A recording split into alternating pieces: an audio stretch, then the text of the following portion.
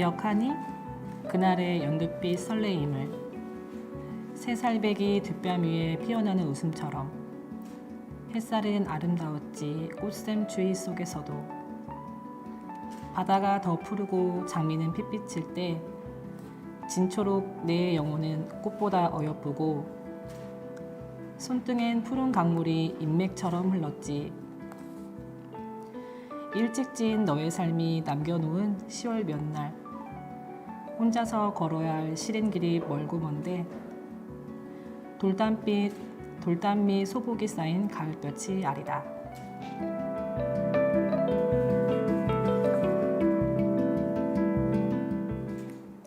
안녕하세요. 우주만큼 다양한 사람들의 세상 사는 이야기 보름이에요. 앞서 한 달 전에 10월 말에 익산 공공영상미디어센터에서 익산 연합으로 엄마들의 수다 라디오 방송을 했었는데요. 오늘은 전북 공동체 미디어 실시간으로 보이는 라디오 공개 방송으로 함께하고 있습니다. 어제부터 2021 공동체 미디어 주간으로 지금 행사를 하고 있는데요. 어제, 오늘, 내일까지 한다고 합니다. 방송하고 있는 이곳은 전주 완산구 경원동에 있는 구 옥성문화센터 다시봄 라디오 임시 스튜디오고요. 저에게는 이번에 만난 라디오가 뭐 신나는 일, 화끈한 일, 재미난 일이 되고 있어요. 단풍 보러 내장산을 다녀온 게 엊그제 같은데 벌써 나뭇잎들이 다 떨어지고 이제 겨울의 문턱에 접어들었어요. 오늘은 익산에 있는 진경여중여고 국어교사인 이행숙 시인의 가을시 한 편 읊어드리고 시작했어요. 혹시 제목 연상해보셨나요? 진초록 인맥, 돌담 밑 소복이 쌓인 가을볕. 네, 이 시의 제목은 낙엽입니다. 참 좋은 시예요. 겨울이 왔지만 저는 아직 가을을 떠나보내고 싶지 않아요. 가을이 너무 짧아졌어요, 옛날보다. 그쵸? 네, 맞아요. 안녕하세요. 먼저 소개하겠습니다.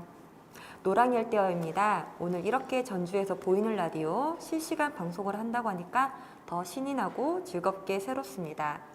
들으시는 모든 분들과 함께 즐겁고 행복한 시간 되면 좋겠어요. 우주만큼 다양한 사람들의 세상 사는 이야기. 저희 우주새는 라디오를 제작해서 안드로이드용 어플 팟빵에 매월 1회 이상 업로드하고 있습니다. 지역 주민들과 익산 시민 모든 사람들과 소통하고 싶어하는 라디오이고요. 매월 사연도 소개해드리고 같이 고민해보고 의견 나누고 있습니다. 누구나 참여하실 수 있고 팟빵에 우주새라고 검색하시면 그동안 저희가 올려놓은 라디오 녹음 파일을 들어보실 수 있을 거예요. 댓글도 달 수 있고 또 산업 프로그램인 엄마들의 수다도 만날 수 있으니 꼭 놀러오세요. 한 달 동안 어떻게 지내셨어요? 휴직 중인 걸로 알고 있는데 이번 가을에 재미나게 혹시 보내고 계셨어요? 네, 휴직 몇 달 신청했는데 시간이 정말 너무너무 빨리 가요. 아무것도 못한 것 같은데 저번 주에는 가족 여행을 좀 다녀왔거든요. 네네. 네, 그리고 내일 제가 좋아하는 가수 콘서트가 잡혀 있어서 그 갔다 오는 걸로 2박 3일려고 합니다. 네. 아이들과 시간을 많이 보내기 위해 휴직했는데 마음처럼 처음 계획한처럼 그게 이루어지지 않는 것 같아요. 그래도 아이들을 위해서 엄마가 뭔가 노력하고 있다는 것 자체가 대단하잖아요. 그리고 휴직은 아무나 할 수 있는 게 또 아니잖아요. 잘하고 계세요. 얼마 남지 않았지만 남은 기간 동안에 아이들과 더 즐겁고 행복한 시간, 추억 만드세요. 네, 요즘 칭찬 혹시 보르님 자주 하세요?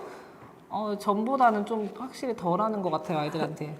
주로 어떤 말로 칭찬하세요?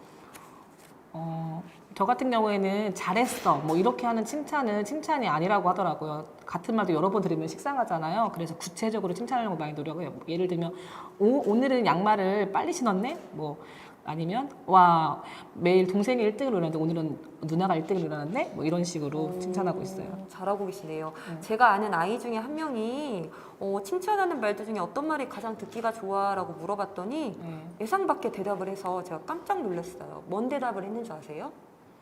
글쎄요. 칭찬을 들어본 적이 없어서 무슨 말이 더 좋다고 말할 수가 없다는 거예요. 아, 마음이 좀 찐하더라고요. 칭찬은 어린아이에게만 필요한 게 아니라 남녀노소 누구나 우리에게 필요한 것 같아요. 예전에 굉장히 유명했던 책 제목도 있잖아요. 칭찬은 네. 고래도 춤추게 한다. 네. 네. 우리 집 아이들은 이제 어떤 말들보다 최고야.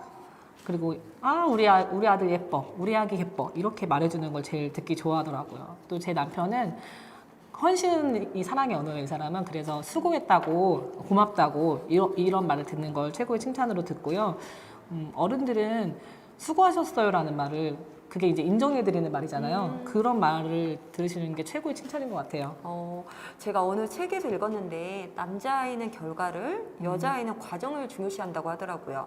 남자에게는 과정을 칭찬하면 좋다고 해서 저도 그 글귀를 읽고 난 뒤 과정을 칭찬하려고 노력을 했는데요. 제 성향이 좀 결과 중심적 성격이라 그런지 좀 잘 안 되더라고요. 좀 남자 같으신가 봐요. 네. 특히 그 아직 어린데도 불구하고 학업과 관련된 것은 결과를 먼저 확인해야 돼요. 받아쓰기 몇 점 맞았니? 막 이런 식으로요. 그나마 다행이네요. 요즘엔 초등학생들 시험을 안 봐서. 그때마다 항상 아니야 과정을 칭찬해야지라고 상기하고 있는데 잘 안 돼요. 보름 씨는 최근에 어떻게 하셨어요? 제가 오랜만에 친구네 집에 놀러 갔었는데요. 그 집에 가서 정말 재미있는 노래를 제가 하나 알게 됐어요. 저 얼마 전에 10월 초에 익산에서 다둥이 가족 행복 축제가 있었대요. 거기서 이제 친구 가족이 참여를 했고 장기자랑이 있었다는데요. 미리 집에서 동영상으로 찍어서 보내면 그날 행사장에서 대형 스크린으로 틀어주고 가장 경적을 많이 울린 팀이 1등하는 거였대요. 근데 친구가 그 노래 안무에 맞춰서 딸이 4명이거든요. 딸만 넷인데 한복을 다 이렇게 입히고 다 같이 춤을 췄대요. 저도 그 영상을 봤는데 노래가 엄청 웃기니까 애들이 살짝만 이렇게 춤을 춰도 웃음이 저절로 나더라고요. 한번 이 노래 영상 찾아보세요. 안무도 쉽게 따라할 수 있고요. 우리 애들도 같이 한번 해보니까 재밌어 하더라고요. 노래 제목이 레트로봇의 똥 밟았네. 재밌죠, 제목도. 요즘에 아주 핫한 노래예요.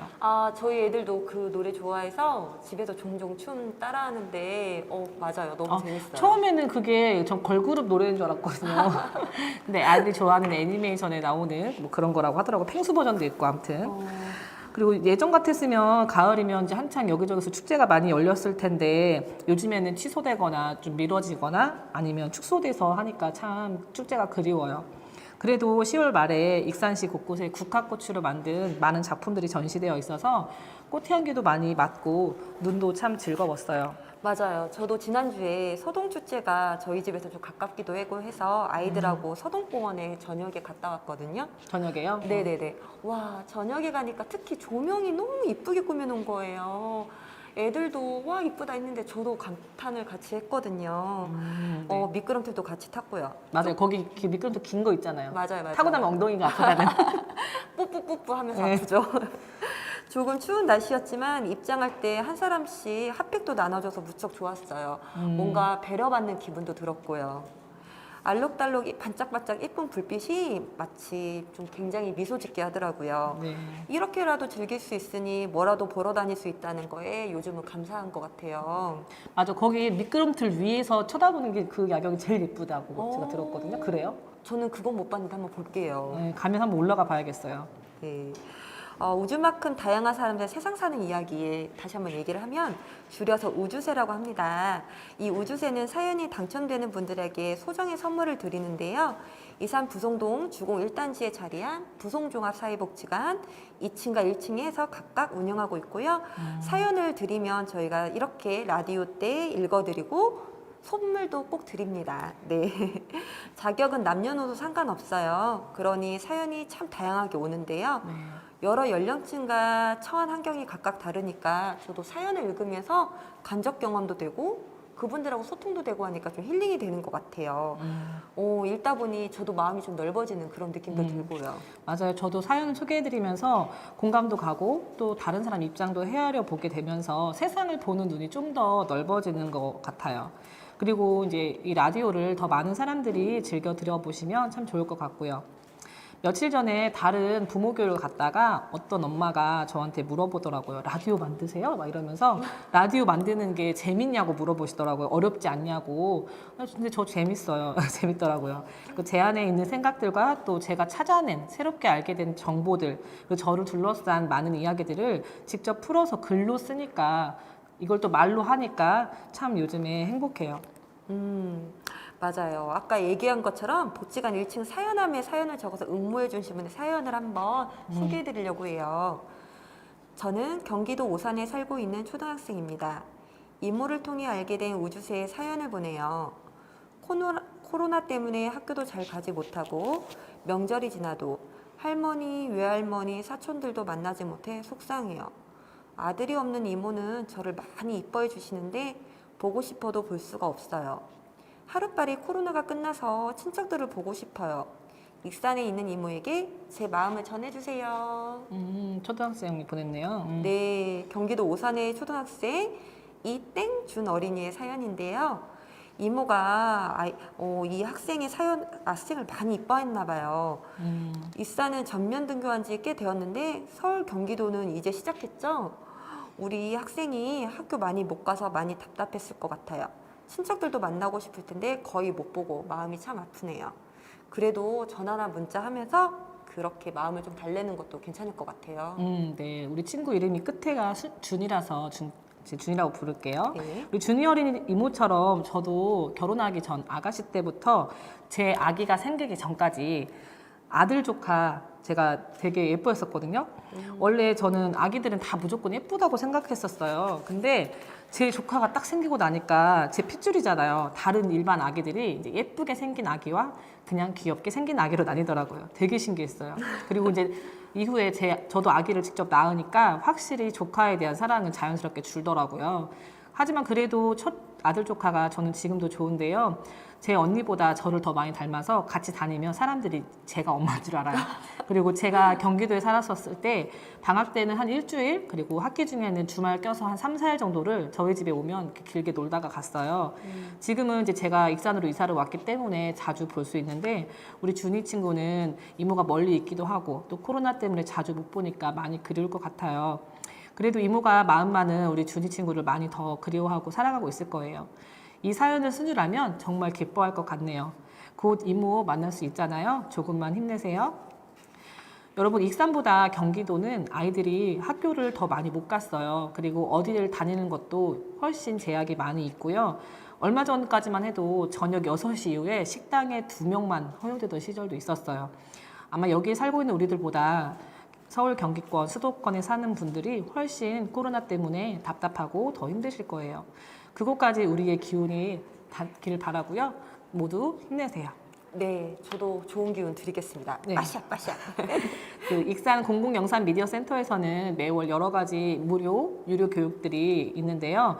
교육 내용들은 홈페이지에서 쉽게 찾아보실 수가 있어요. 제가 거기에서 이번 달에 제가 미디어 리터러시 부모 교육이라는 교육을 들었어요. 코로나 시대에 아이들이 집에 있는 시간이 더 훨씬 많다 보니까 게임이나 유튜브, TV, 뭐 그 외의 많은 어플들 이런 것들을 시청하는 시간이 몇 배 이상으로 많아졌다는 통계를 봤어요. 뭐 당연히 수도권 지역은 훨씬 더 심각하겠죠. 부모로서 아이들한테 내가 미디어가 중독되지 않게 규칙도 같이 정하고 통제도 적절히 해주고 또 아이들이 접한 영상을 가지고 활동물, 기록 이런 걸로 남겨보는 걸 하라고 하더라고요. 제일 중요한 거는 소통이래요. 애가 엄마랑 같이 하고 있다는 느낌을 받아야 아이들이 되게 재미있어하고 빠져들지 않는다고 하는데요. 아이들이 뭘 보는지에 대해서 서로 알고 그거에 대해서 또 대화도 나눠보고 하는 게 되게 중요하더라고요. 누가 나오는 영상이야? 거기서 뭐 하는 건데? 재미있어? 아니면 뭐 느낌이 어때? 어떤 생각이 들어? 이런 거를 물어보면서 이렇게 대화를 나눠보는 건데요. 우리 집 아이들은 유튜브로 이제 다른 또래 아이들이 올린 영상을 즐겨서 봐요. 뭐 요리를 하고 있거나 그 친구가 아니면 어떤 놀이를 막 소개를 해줘요. 뭐 클레이로 뭘 만들었다거나 이런 걸 이렇게 얘기해 주는 걸 자주 보는데 중간에 광고가 뜨잖아요. 우리가 유튜브 보다 보면. 네네. 그러면 한 번씩 아이들이 그래도 자기들이 알아서 세모 표시 눌러서 광고도 건너뛰게 하고 가끔 광고를 잘못 누르면 게임이 설치가 되잖아요. 맞아요. 네, 그러면 저는 한 3일 정도에 한 번씩은 검사를 해서 정리를 해주고 있어요. 제가 안 보이는 곳에서 아이들이 휴대폰을 사용하는 건 못하게 하고 있고요. 아직은 좀 불안하더라고요. 무분별하게 여러 가지 영상과 게임에 노출되는 애들이 솔직히 많이 걱정이 돼요.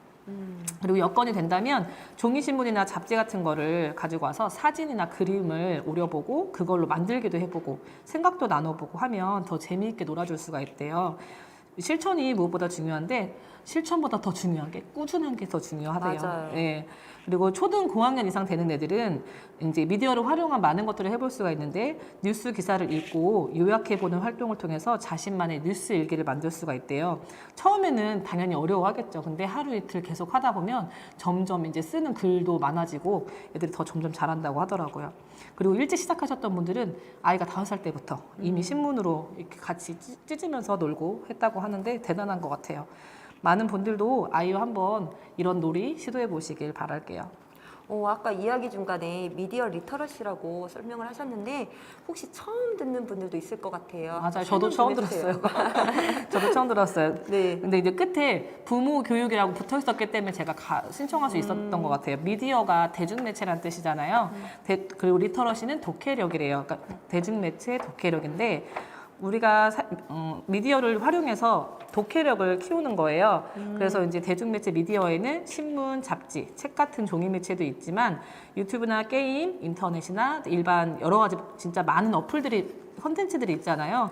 그런 디지털 매체도 있어요. 어떻게 아이들이 미디어를 자기 걸로 만들고 또 이제 그걸 접할 때 논리적이고 비평하면서 받아들일 수 있을지에 대한 고민에서 시작된 교육이고요. 지금은 유튜브를 남녀노소 다 누구나 즐겨보잖아요. 우리 친정아빠는 작년에 배추를 처음으로 텃밭에 키우셨는데 그거를 유튜브를 통해서 어떤 아주머니께서 소개하는 영상을 보면서 도움을 받으시더라고요. 맞아요. 그런 분들 많으세요. 그리고 또 옛날 코미디가 더 재미있으시다면서 그걸 검색해서 또 이렇게 보시기도 하고 또 듣고 싶은 노래, 저희 아버지는 장르를 안 가리세요. 가요도 좋아하시지만 트로트 좋아하시고 다 들으시거든요. 그걸 찾아서 이제 들으시기도 하더라고요.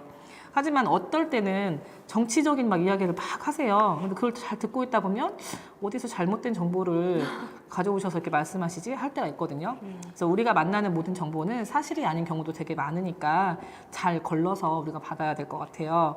그리고 상당수 아이들이 돌이 되기 전에 이 디지털 화면을 접한대요.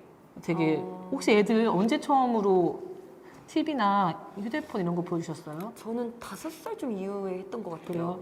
저는 이제 우리가 TV는 자연스럽게 이렇게 틀어서 보여주기는 되겠지만 휴대폰 화면 같은 경우에는 제 기억에는 한 4살은 됐던 것 같거든요. 근데 이제 세계보건기구에서는 적어도 만 3세 이전에는 이런 화면을 접하지 않도록 하라고 권고하고 있어요. 이게 어떤 건강 때문이 아니라 보통의 일반적인 발달을 해야 되는데 아이가 이 휴대폰 화면에 눈이 멈춰 있잖아요. 생각이 멈춰 있고 시간이 멈춰 있으면 다른 발달을 하는 게 지연될 수 있다. 이런 논리더라고요. 아이 키우는 집들은 이 점을 꼭 알아주셨으면 좋겠어요. 특히 밥 먹는 시간. 밥 먹는 시간에 보여주시는 분들 되게 많거든요. 맞아요. 더더욱 안 좋은 것 같아요. 음식점에서 아이들 좀 떠들면 어때요? 솔직히 밥을 먹이는 게 더 중요하잖아요. 어른들도 TV 보면서 밥 먹을 때 왜 살이 찌는 줄 아세요? 많이 먹어서요? 아니요. 많이 먹게 되는 것도 있어요. 자기가 먹다 보면 얼마큼 먹은지 모르니까 더 많이 먹게 되는 것도 있는데 확실히 덜 씹는데요. 덜 씹고 넘기는 거죠. 우리가 어떤 재밌는 화면을 만나면 이렇게 얼음 상태로 보게 되잖아요. 재밌으니까. 그때 이제 안 씹으니까. 그렇더라고요. 그래서 저희 집은 무조건 밥 먹는 시간에는 미디어는 오프예요, 오프. 다 꺼요. 참고하겠습니다. 지금 미디어에 대해서 얘기하는데 이제 저는 또 2번째 사연을 소개하려고 해요. 부송동 리젠시빌에 살고 계시는 부송동 만님의 사연입니다. 주말에 고군산 군도 여행을 다녀왔습니다. 아름다운 섬 비경에 놀랐고 예쁨에 감탄을 하면서 너무도 좋았던 고군산도 여행을 하루빨리 코로나 끝나서 마스크 없이 다녀오기 바라는 소망을 바다에 담아보았습니다. 추신 아이콘에 사랑을 냈다 듣고 싶어요 라고 써주셨는데요. 네. 고구산 군도는 익산에서 1시간 정도 가죠. 네. 군산 비흥항 쪽에서 새만금 도로를 타고 쭉 달리면 신시도, 야미도, 섬유도, 장자도, 문여도 등이 있습니다. 위에 많은 섬들이 있어서 바다 위에 곳곳에 있는 섬들이 아주 멋진 곳이에요. 보름님, 제가 듣기로는 군산에서 학교를 다녔다고 했는데 어떠셨어요? 네, 군산에 제가 다녔던 학교가 군산대학교인데 군산대학교에서 조금만 가면 바로 비흥항이에요. 오식도동 지나서 바로 비흥항. 그래서 오식도도 원래 섬이었고 비흥도도 섬이었는데 그걸 이제 육지로 다 연결을 했고 그렇죠. 그리고 제가 대학교를 졸업하고 대학 동기 2명이랑 선유도에 처음 여행을 갔었어요. 그때는 지금처럼 새만금 방조제가 완성되지 않았을 때라서 군산 내항에 있는 여객선 터미널에서 배를 타고 1시간 반 정도 걸려서 갔어요. 선유도, 장자도, 무녀도가 그때 당시에 같이 연결이 되어 있었는데 자전거를 빌려서 놀았어요. 뭐 시간이 당일치기니까 별로 없으니까 제가 무녀도에는 들어가 보지 못했었고요. 또 한 친구는 자전거를 못 탄대요. 그리고 거기 아이고. 가서 안 거예요. 그래서 그 친구를 제가 뒤에 태우고 다녔던 추억이 떠오르네요. 운동하셨네요. 그리고 선유도 해수욕장이 좀 특이한 게 가운데 길 사이로 양쪽에 해수욕장이 있잖아요. 맞아. 가보셨잖아요. 전국을 그죠. 다니면서 제가 그런 해수욕장은 본 적이 없어요. 정말 특이한 것 같아요. 음. 그리고 작년에는 일몰을 보고 싶어서 몇 번 가서 시도를 해봤는데 새만금에 매번 이제 날씨가 흐리고 구름이 가리니까 제대로 본 적이 없어요. 맞아요. 일출이든 일몰이든 멋진 장면을 보게 되면 가슴이 막 벅차오르고 막 그 신비로움에 너무 막 좋잖아요. 그럴 것 같아요. 그리고 그래서 이제 사연을 주시는 분들은 본인들이 가셨던 좋은 여행지, 좋았던 곳 함께 알려주시면 더 좋을 것 같아요. 아까 그 무녀도 얘기했는데 무녀도 캠핑장을 전 종종 다니거든요. 네. 거기 추천하겠습니다. 아까 그 노래로 아이콘의 사랑을 했다 이 노래 신청하셨는데 이 노래가 2018년도 1월에 국민 노래로 했죠. 특히 유치원생들이 굉장히 좋아하는 노래로 유명한 노래잖아요. 네. 근데 오늘 죄송하게도 오늘 이 방송에는 저작권 문제로 저희가 가요를 틀기가 좀 어려울 것 같습니다. 이 점 양해 부탁드리고요. 하지만 평소 하던 것처럼 곡에 대한 소개는 해드릴 테니 이번에는 댁에서 각자 노래를 찾아드리는 걸로 우리 같이 하는 건 어때요? 네. 이번 한번 그렇게 한번 해보는 것도 좋을 것 같아요. 네네. 그리고 제가 2년 동안 아마추어 합창단을 하면서 느낀 건데요. 노래는 듣는 것보다 직접 부르는 것이 훨씬 힐링이 되더라고요. 그래서 제가 가끔 노래방을 꼭 갔었는데 코로나 사태가 터지고 잠시 그 노래방이 영업을 중단했었잖아요. 네네. 그래서 그때 이제 휴대폰으로 노래방 어플을 다운받아서 부르곤 했어요. 제가 노래를 불러서 게시물을 딱 올리면 이제 불특정 다수의 사람들이, 외국인도 있어요. 제가 부른 노래를 듣고 다른 사람한테 전달을 하거나 또 댓글을 달아놓고 뭐 하트를 눌러주거나 하는 건데 100명, 200명, 500명 이렇게 넘게 막 조회수가 올라가면 가슴이 뛰고 되게 신기하더라고요. 그리고 처음에는 그 어플로 노래를 부르는 것 자체가 너무 창피하고 부끄러웠거든요. 그래서 문 잠그고 저 혼자 있는 방에서 부르고 막 그랬어요. 근데 게시물 올라가는 것도 막 쑥스럽고 했는데 몇 번 하다 보니까 이제 적응이 돼가지고 지금은 뭐 아무렇지 않아요. 요즘에는 딸도 같은 어플을 다운받아줘서 이제 슬기로운 의사생활 드라마에 나왔던 노래들이나 요즘에 좋아하는 노래 그 신사와 아가씨 드라마 아시죠? 네네네. 거기에 그 OST를 임영웅이 불렀더라고요. 사랑은 늘 도망가. 근데 그게 노래가 원래 이문세 노래인데 그게 생각보다 오래된 노래가 아니에요. 2010년인가 나왔더라고요. 그래서 그 노래를 애들이 되게 좋아하고 계속 불러요. 그리고 사실 그 사랑을 했다도 최근에 또 같이 불렀었거든요. 아이들하고 이제 점점 같이 할 수 있는 것들이 많아지니까 참 좋은 것 같아요. 우주만큼 다양한 사람들의 세상 사는 이야기, 우주새. 저희 잠시 영상 보시면서 한번 쉬었다 갈게요.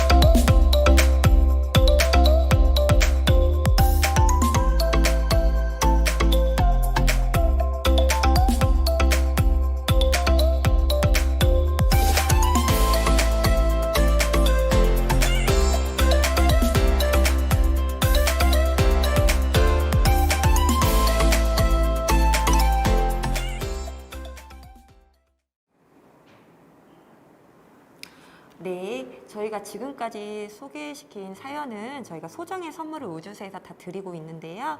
저희가 이 방송이 끝나고 나도 저희가 소개된 사연의 시청자분들한테 선물을 보내드릴 테니 다들 기다려 주세요. 세 번째 사연 제가 소개해드리겠습니다. 부성동에 사는 공주님 사연이에요. 네, 대화명을 참 잘 지으셨네요, 공주님. 네. 저는 부성동에 사는 새 아이 엄마입니다. 어릴 때는 몸이 힘들어도 아이를 키우는 마음에 열심히 키웠는데 아이들이 성장하며 저보다 밖에서 친구들을 찾고 휴대폰만 하는 모습을 보고 나니까 서운하고 좀 화도 나고 속상하기도 하네요. 다른 사람들보다 조금 일찍 결혼해서 주변 친구들보다 몸은 수월하지만 아이들과 머리싸움 하는 게 몸싸움보다 100배, 1000배 더 힘이 드는 요즘이에요. 거리 바닥에 떨어져 있는 낙엽이 가을이 왔음을 알리는데 코로나로 인해 맘처럼 어딜 가지도 못하고 집과 아이들 학원 픽업만 해주니 힘든 마음을 어떻게 해야 할지 모르겠어요. 저와 같이 일찍 결혼해서 아이가 키웠거나 키우고 있는 분들이 있다면 어떻게 극복하셨는지 좋은 말씀 해주세요. 인생이 뭔지 자식이 뭔지 많은 생각이 듭니다. 네. 일찍 결혼하셔서 젊은 시절을 아이들 셋 키우는 일에 바친 멋진 엄마이신 것 같아요. 그죠? 자기 젊음을 포기하고 이제 그럼요. 결혼하셨으니까. 멋진 엄마죠. 일찍 결혼하셨기 때문에 이런 기분이 드는 건 아닌 것 같고요. 너무 아이들에게만 열정을 쏟아부셔서 그 허전함을 더욱 느끼시는 것 같아요. 혹시 이분 익산에 친구가 계시는지 아니면 익산 토박이신지 좀 약간 그런 생각이 드네요. 아마 토박이면은 그런 생각이 좀 덜 들 것 같아요. 주변에 사람들이 많으면 좀 외로움이 덜 하거든요. 이분 사연을 보니까 제가 생각나는 사람이 하나 있어요. 일을 하면서 우연히 만난 사람인데 저처럼 쌍둥이의 연년생을 키우고 있는 다둥이 맘이더라고요. 제 아이들은 7살, 6살인데 그 집 아이들은 10살, 9살. 게다가 3명 다 아들이래요. 축하합니다. 네, 저희 이것 자체로 서로 통하는 게 많고 너무 반가워서 급속도로 친하게 된 그런 친구인데요. 저에게 처음에 이런 얘기를 하더라고요. 그 친구 부부는 광주가 고향인데 일 때문에 이 익산에 자리 잡은 지 4년이 됐대요. 중앙동 쪽에 가게를 하고 있는데 이제 마음 같아서는 같은 또래 엄마나 아니면 아이들 나이가 비슷한 집 그런 엄마를 사귀고 싶은데 그 동네는 이제 사람이 좀 적잖아요, 구도심이랑. 네네네. 그리고 오는 사람이라고는 종교인이거나 아니면 물건을 팔러 온 사람, 그리고 이제 좀 나이가 좀 많으신 분들이 좀 많이 왔다 갔다 한대요. 이제 마음을 진정으로 나누는 친구를 사귀는 게 참 쉽지가 않다고 씁쓸해 하더라고요. 혹시 부성동 공주님도 친구 사귀는 게 어려우신지 제가 궁금한데요. 혹시 원하신다면 저희랑 친분을 좀 나누고 싶네요. 웰컴, 환영합니다. 이제는 아이들이 많이 컸으니 엄마 자신의 인생을 사시라고 조언해드리고 싶어요. 배우고 싶은 것이 있다면 문화센터나 직업학교, 학원 같은 곳을 다니시면서 자기 개발하는 것도 좋은 것 같아요. 네. 뭐 원하신다면 조금씩이라도 일을 하셔서 가정 경제에 보탬이 되는 것도 좋고요. 아이들에게 집중했던 시간을 이제는 100%는 아니더라도 한 10%, 15% 정도 엄마 자기 자신에게 집중해 보시면 좋을 것 같아요. 네. 아이들 연령대가 그런 때가 있잖아요. 이제 엄마를 안 찾는 나이가 오잖아요. 그러니까 이거는 엄마 나이와 상관없이 아이들의 나이가 보통 뭐 빠른 아이들은 3학년 때부터 엄마 아빠 안 따라다니고 친구들하고 논다고 하는 경우도 있고 좀 늦더라도 한 6학년 중학교 정도는 되면 다 이제 친구들을 더 좋아하잖아요. 어떠세요? 이때 씨 애들은? 저희 애들은 아직까지는 저를 많이 찾는 편이긴 해요. 그래요. 제가 그렇군요. 그 과정이 저는 좀 아직은 소중하고 즐거운 편이에요. 네. 제가 이 사연을 듣고 나서 노래 하나를 소개하고 싶은데요. 내일은 국민 가수 최연소 출연자이죠.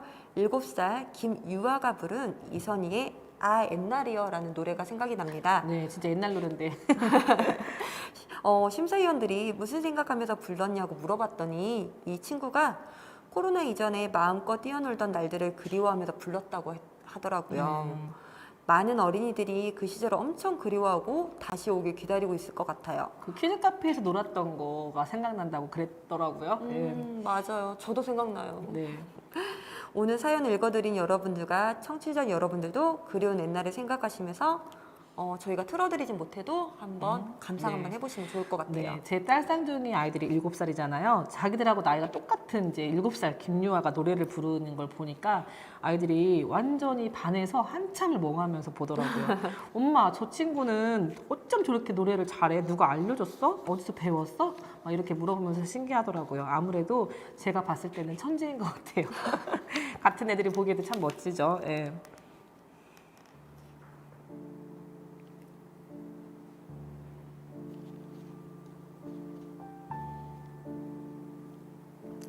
빈집에서 이행숙. 그래요 어머니도 한때는 소녀였지요. 성경책 갈피마다 고운 꽃잎 말려두고 창호지 문 바를 적에 보물인 듯 꺼냈죠. 알아요 어머니도 때로는 여자였지요. 마디 굵은 손가락에 토끼풀꽃 반지 끼고 하얀 감꽃을 끼어 목걸이도 만드셨죠. 당신 떠난 빈집에는 다북숭이 무성하고 갓나무 저 혼자서 하얀 꿈을 이루는데 마당기 핏빛 모란만 낭자한 눈물 떨구네요.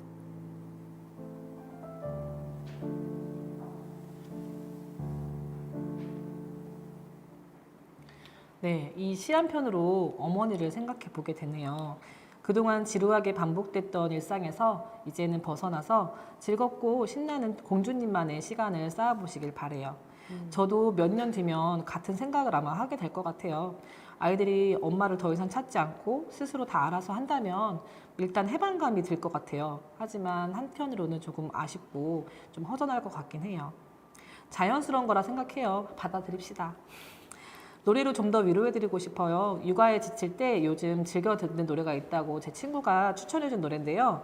박장현의 한숨이라는 곡이에요. 이 노래 자체가 그냥 위로더라고요. 당신의 한숨 그 깊이를 이해할 수는 없겠지만 괜찮아요. 내가 안아줄게요. 숨이 벅차올라도 괜찮아요. 이런 가사가 나오는데요. 힘든 상황에서 듣게 되는 분들한테는 더없이 되게 힘이 되는 노래인 것 같아요. 우리가 힘들 때 누군가한테 남기면 그동안 이렇게 참았던 눈물이 숨이 막 벅차오르면서 터지잖아요. 그 장면이 상상이 되면서 진한 감동으로 오더라고요. 네, 미스터 트롯이 끝나고 5년간 사랑의 콜세터라는 프로그램이 목요일 밤마다 방송이 됐는데요. 몇 달 전에 이게 종영하고 국민가수라는 새로운 오디션 프로그램이 시작됐어요. 워낙 오디션 프로그램이 그동안 많이 있어서 이제 좀 지겹다라는 생각을 했는데 이 프로그램이 좀 색다른 느낌이었어요. 전 국민에게 알려져 국민 가수가 되고 싶은 다른 곳에서 봤던 가수를 또 보는 즐거움이 있더라고요. 네. 방금 소개해드린 곡은 이아이의 한숨이라는 곡인데요. 국민 가수에서 박장현이 불러서 인기를 불러일으킨 곡입니다. 심사위원들이 이 노래에 눈물을 흘리고 어떤 분은 오열도 하는 장면이 무척 인상 깊었는데요. 박장현님은 2016년 데뷔한 브로메스라는 그룹의 리더였어요. 네. 국민가수 애심 때 무대 공포증을 보여 안타까움을 자아내기도 했던 그가 한숨이라는 노래로 많은 이들에게 감동을 안겨줬어요. 네. 원곡자 이하이의 목소리로 그리고 박장현의 목소리로 한번 연달아 들어보는 걸 전 추천해드리고 싶습니다. 네, 이 가수 어제 준결승 진출했더라고요. 아, 아까 네, 소개해드렸던 7살 김유아도 준결승 진출했어요. 이 한숨이라는 노래는 여자 가수랑 남자 가수랑 같은 노래를 불렀잖아요. 그래서 그 두 개를 비교하면서 듣게 되니까 참 재미가 있어요. 그리고 국민가수라는 그 프로그램은 누가 1등 할까? 뭐 이러면서 보는 게 아니라 그냥 거기 나와서 노래 부르는 것 자체가 너무 좋아요. 늦은 시간에 방송을 해서 애들 재우느라 저는 이제 재방송으로 보곤 했는데 참 노래 들으면서 힐링이 되더라고요. 어제 같은 날은 애들을 재우고 조금 있다가 이제 나와서 아 맞다 이거 하지 하면서 틀어서 이제 봤는데 그 시간만큼은 나만을 위한 혼자만의 시간이 되니까 참 되게 그 시간을 만끽하고 되게 좋더라고요. 여러분 백신 다 맞으셨죠? 맞으셨죠? 네, 맞았어요. 네, 부작용은 혹시 없으셨는지요? 저는 없었어요. 없었어요? 네. 네, 저는 1차 때 몸살기만 살짝 있었고 잘 지나갔는데 2차 때도 사실 잘 지나가는 줄 알았어요. 근데 진짜 한 며칠, 한 3, 4일 지나서부터 이제 예전에 없던 월경이 불쑥 찾아오질 않나. 또 이유 없는 짜증과 우울. 이게 한 열흘 정도 갔던 것 같아요. 감정이 이렇게 바닥을 친 상태로 이게 좋았다 나빴다 하지 않고 계속 그 상태로 일주일이 넘어가니까 잠도 못 자고 잠을 못 자니까 또 두통이 생기고 참 많이 힘들었어요. 처음에는 하루에 한 번 정도 그냥 이유 없이 눈물이 나왔었는데 이게 점점 2번, 3번 대여섯 번 이렇게 횟수가 늘어나더라고요.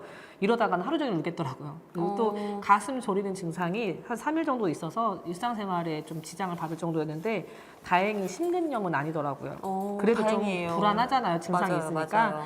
텅 빈 가슴이 이런 거구나. 가요에 나오는 그 텅 빈 가슴 이런 거네. 진짜 허전함이 크고 뭐라고 설명할 수 없는 외로움과 우울함이 진짜 크게 왔었는데요.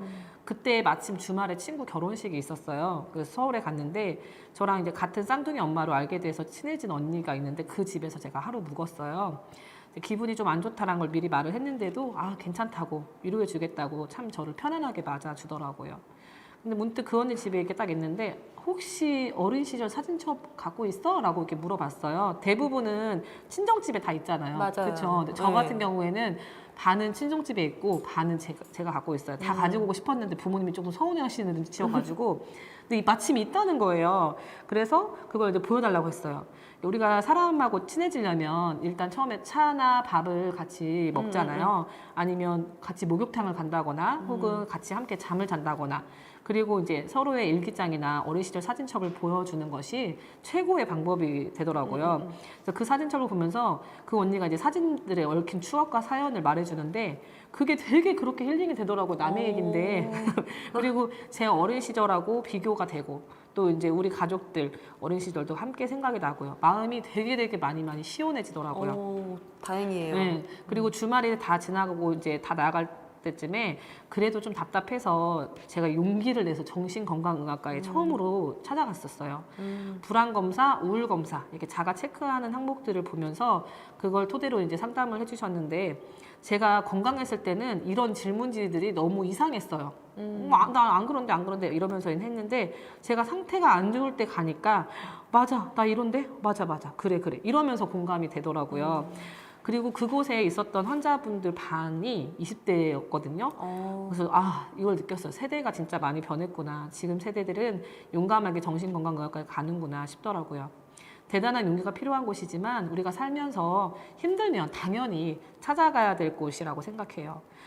보건소에도 제가 전화했잖아요. 전화해가지고 혹시 저처럼 가슴이 저렸거나 막 이렇게 계속 우울했거나 이런 사람이 있냐니까 있대요.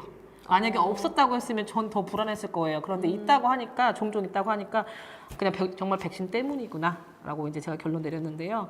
예전에는 교회에 그 새벽 기도회가 있잖아요. 네네. 거기를 찾아가면 바로 극복이 됐었어요. 기도하고 나면. 근데 이번에는 남편이 집에 없으니까 그렇게 할 수도 없으니까 더 어려웠던 것 같아요. 그 여러분은 우울할 때 어떤 방법으로 극복하시나요? 열대희 씨 혹시 이런 우울감에 빠져본 적 있죠? 네, 그죠. 저는 당시에는 우울증인지 잘 몰랐는데 돌이켜보면 그때가 제 인생에서 가장 어두웠던 시기였던 것 같아요. 제가 큰아이를 낳고 몇 달 후 둘째를 임신을 했거든요. 그때도 직장 생활을 하고 있었는데 결혼 후 남편과 주말부부 하면서 제가 친정집에 들어가게 됐어요. 친정 엄마가 아이를 돌봐주셨는데 둘째를 갖게 되니까 너무 죄송하더라고요. 내 아이 한 명 내가 못 키우는데 무슨 둘째냐. 큰애한테도 너무 미안하고요. 이런 생각을 하게 되니까 끝도 없이 어두워졌던 것 같아요. 네. 그때도 빨리 집에 가서 아이를 돌봐야 엄마의 좀 일손을 덜 수 있는데도 불구하고 막상 집에 도착하면 엄마한테 미안함, 일을 마치고 난 뒤에 고단함, 임산부 무거움, 아직은 어린 아이에 대한 양육 이런 모든 것들이 저를 무겁게 했어요. 네, 그랬을 것 같아요. 저도 연년생이어서 잘 알아요. 예. 그 당시 저는 퇴근길을 그때 한 3, 40분 정도 운전을 했었거든요. 네. 운전하면서 사람이 없는 공원 주차장에 주차를 하고 한 10분 정도 명상보다는 좀 멍을 많이 때렸던 것 같아요. 아무 생각 없이. 근데 그게 저에게 많은 힐링을 주었어요. 돌이켜보면 그 10분이 그날 하루 동안에 온전히 저를 위한 시간이었던 것 같아요. 네. 나를 위한 시간은 정말 중요한 것 같아요. 네, 맞아요. 저도 쌍둥이를 낳고 좀 편해졌을 때 임신하긴 했어요. 그때가 쌍둥이 5개월, 6개월 때였는데 저 같은 경우에는 쌍둥이한테 미안하더라고요. 쌍둥이는 이미 세상에 나오는 순간부터 혼자가 아니잖아요. 외동이 아니잖아요. 그런데다가 또 동생이 생겼으니까 얼마나 제가 미안했는지 모르겠어요. 제가 이제 그런 우울한 감정이 저희 아이들한테도 전해졌던 건지 그 막내 6살 아들이 좀 문제가 생겼어요. 이제 아이가 한 가지 노래에 오래 집중하지 못하고 또 행동이 되게 크고 과잉 행동도 보이고 과격하고 평소에도 조금씩 친구들을 때리고 했다고 하는데 이제 그 강도가 점점 심해지고 괴롭히고 좀 이렇게 한다고 이제 상담을 요청하셨어요. 안 그랬던 애가 또 제가 조금만 뭐라고 해도 세상 떠나가게 막 집 떠나가게 막 우는 거 있잖아요. 한참 동안. 그리고 자기는 원래 나쁜 아이라고 자책도 하고 굉장히 어느 순간 아이가 부정적으로 변해 있더라고요. 그리고 제가 했던 말 중에 유독 상처됐던 말들만 기억을 해서 다시 저한테 따져 묻는데 예를 들면 엄마 나 이제 여행 갈 때 나 안 데려갈 거잖아. 그리고 엄마 나랑 같이 안 잔다면서 막 이런 말들을 하더라고요. 엄마가 처음엔 저는 이런 아이의 미운 행동에 놀랬기도 했지만 빨리 잡아야겠다는 생각에 매도 한 3일 정도 들었던 것 같아요. 아이고 그 매를 들었을 때 보름님 마음도 이해되는데 아이도 많이 놀랬겠어요. 되게 많이 생각보다 무서워하더라고요. 저 혼자만 또 노력하면 안 되겠어서 유치원 선생님께 부탁도 드려서 남편하고 함께 상담을 해주시라고 제가 했어요. 그리고 인터넷 서점에서 부모, 자녀 이런 단어 검색을 해서 관련 책들을 한 대여섯 권 샀고요. 또 자녀를 위한 기도문 책도 샀고요.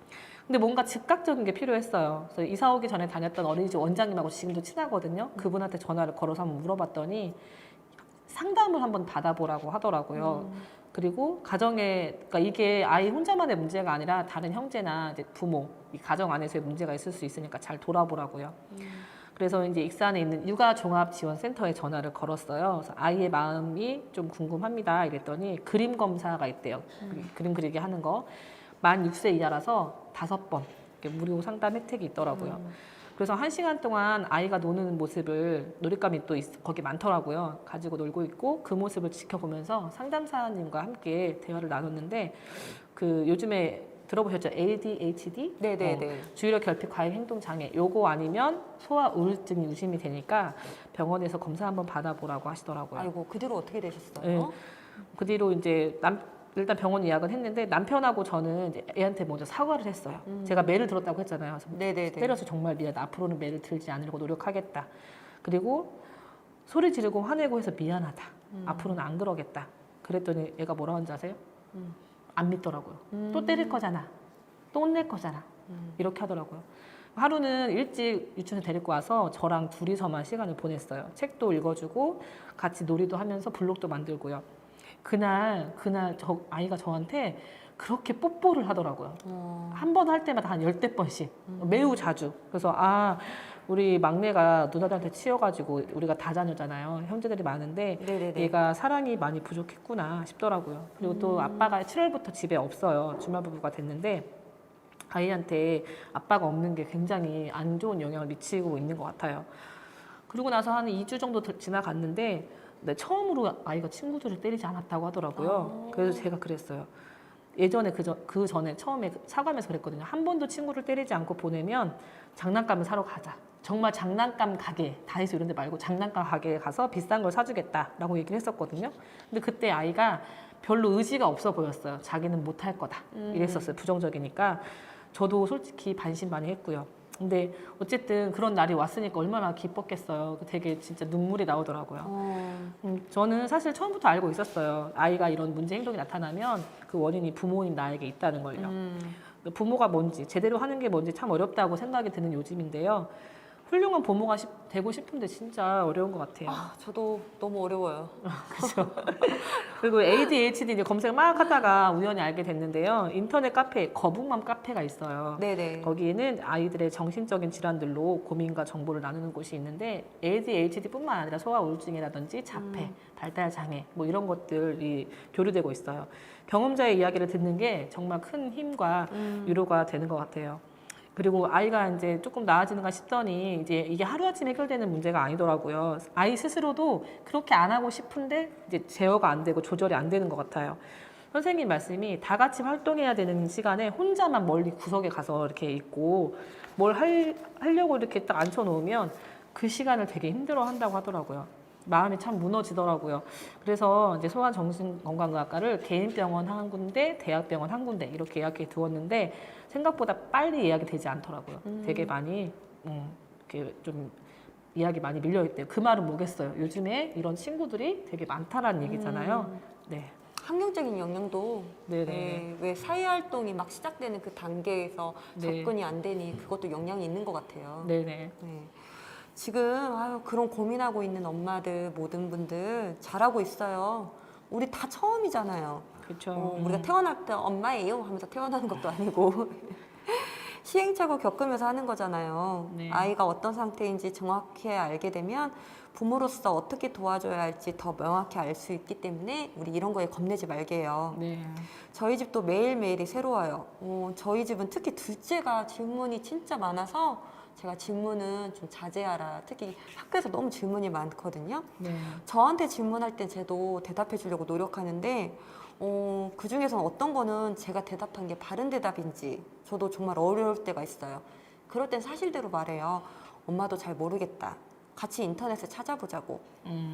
그럴 땐 아이가 엄마가 자신의 질문에 대답이 그런 정답인 건 아이는 중요한 게 아닌 것 같아요. 네. 아이가 엄마가 자신의 질문에 얼마나 관심을 갖는지 그게 무척 중요한 것 같아요. 네, 맞아요. 생각해보니까 제가 아들과 대화가 많이 부족했더라고요. 늘 누나들이 치고 들어와서 먼저 막 얘기를 하니까 아들은 이제 스스로 와서 막 조절되지 않거든요. 막 얘기 안 해요. 얘기를 하려고 했는데 누나들이 막 끼어드니까. 그래서 저랑 둘이만 있는 시간이 굉장히 중요한 것 같아요. 질문을 많이 해야겠어요. 그게 관심이니까요. 저희 집도 애 아빠랑 아이 둘이 질문을 너무 많이 서로 얘기하려고 해서 제가 순번 정해놨어요. 1, 2, 3 순서대로 얘기하라고. 네. 기다리는 게 참 어려워요. 우리 애들은 기다리다 내용은 까먹어요. 무슨 말을 해야 되는지. 우리가 사실은 이 뒤에 또 더 많은 내용을 준비했는데요. 시간이 이렇게 많이 흘렀네요. 네. 뒤에 준비했던 내용은 여러분 다음 달에 또 전해드리도록 하고요. 네. 우주만큼 다양한 세상 사람들의 이야기. 오늘 사연들 소개해드리고 또 제 얘기나 열대어 씨 이야기 조금 나눠봤는데요. 기분 전환이 되셨는지 모르겠어요. 우리는 인간이고, 자, 사람이 아니고 인간이죠. 사이간이에요. 사람인 사이간. 혼자가 아니기에 서로의 관계 속에서 그 사이에서 치유가 되고 도움을 받고 또 같이 성장할 수 있는 것 같아요. 이제 어플 팟빵에서 우주새 만나실 수 있어요. 다음 달에 또 찾아올게요. 우리는 여러분 편입니다. 감사합니다. 감사합니다.